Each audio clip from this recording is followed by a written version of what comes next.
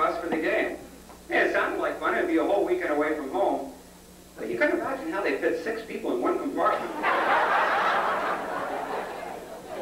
Well, you soon found out. And you soon found out a lot of other things, too. Well, like the night everyone went down to the Ital snack, or was it the Hoffer House? After that home game, those liter mugs sure were pretty big. But you told everyone that back in the States, everyone drank beer a lot, and, well, heck, you could probably drink a lot of these. Hey, what was that somebody threw in your beer, a class ring? You had to chug? Wow, you had chugged in the States. And so this was just a little more than a can. Still, you could do it.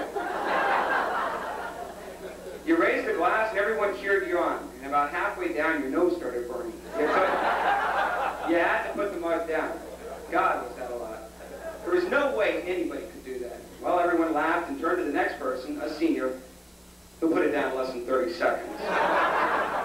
Then raised his face with the ring between his teeth. Well, no one saw your face as you looked at him in amazement. That night went on, and soon you found yourself near home with a few of your friends. You didn't think there was anything left to throw up. You kept saying, but I used to drink tons more in the States and never got sick. Well, next time you just have to take it a little easier. The school did nothing but talk about homecoming. Who was going to be with who, and who would double date, who would be the queen. Could we beat Baumholder, or was it Hannah, or even ISB? The night was a blast. No. The night was a blast. It was held in a place called the Harnick House. It was in an upstairs room. All the guys wore suits and the girls wore dresses. Afterwards, a bunch of you went down to the Kudam and later to someone's house for breakfast.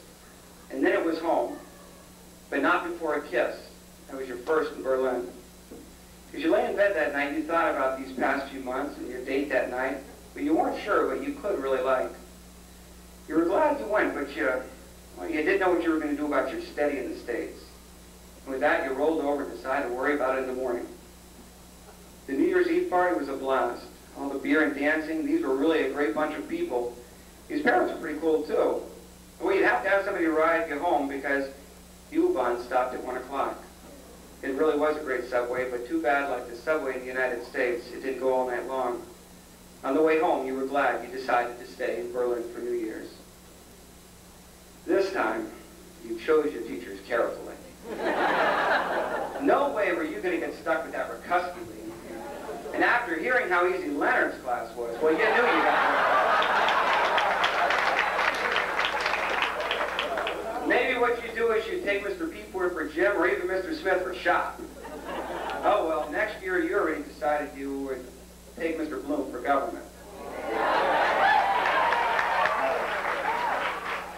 You finished up the registration quickly so you could get behind the annex, or was it the graveyard, for a cigarette? When you pulled in your leather jacket tighter. Although it didn't snow very often in Berlin, it sure could get cold. When you got back there, everyone was still there.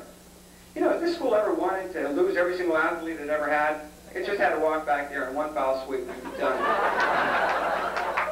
Thank God nobody could see you. Those seniors were sure lucky. I mean, how many schools go to Greece for their senior trip? Or was it the Canary Islands or Spain?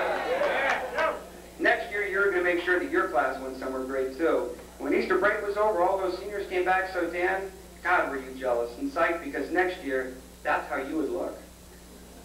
This prom was going to be pretty fancy at a downtown hotel in Berlin, Germany. Wow. Who would have thought? You were glad you volunteered to help. In fact, maybe for senior year, you'd run for an office. What? You were already finishing junior year? That year went so fast. You sure were going to miss those seniors. The school wouldn't be the same. As you drank that bottle of Boone's Farm in the baseball dugout with everyone else, you had thought about the past year. You had made so many friends, and still, well, you never went back to the States for New Year's, and somehow it didn't matter anymore. During the summer, you worked your job, and during the 2 weeks of the Folks Fest, you helped serve food at the elementary cafeteria to earn points for the senior trip. But best of all were those nights at the Folks Fest when the bands played, and you stood around with everyone else, drinking beers and talking. Too bad the Folks Fest wasn't more than just 2 weeks. Saturdays, you went out to the Wannsee and either went out on the boats or you laid out on that hill. And then you said goodbye to the seniors who went back to college. And before you knew it, school started. The first day you walked in, and someone who looked like a junior stopped you in front of those steps in the lobby that looked like they went up about 3 floors. Do you know where the principal's office is? Well, you told them down that short hallway on the left. You gave them your name and said maybe you'd see them again. As they walked to the principal's office and you turned to the first floor to go to your locker, number 12, along with the rest of the seniors, you smiled, and your senior year began. My God, it had been more fun than junior year, you thought, as you and all the other seniors enjoyed senior skip day. The year had gone so quickly. I mean, you just had prom and graduation left. You didn't even want to think how much time was left before you had to leave for college. You just never wanted to leave these friends again. During the last 2 weeks of school, you started skipping class a lot. You'd go out with a bunch of friends to Crimalunka Lake, or behind Attica, or even across from the Outpost. Always you had cigarettes, and either beer or Lambrusco. Ever since going to that German pizzeria, you know, where you cut the pizza with a knife and a fork, you sure were hooked on that wine. Senior night at the Hopper House was so much fun. Everybody was chugging, hugging, kissing, and I guess more than one was crying. No one wanted it all to end. It was one of the last nights at the Folks Fest. Almost everybody had gone, except a few of you, your best friends. You never had any better, nor could you ever imagine having any better.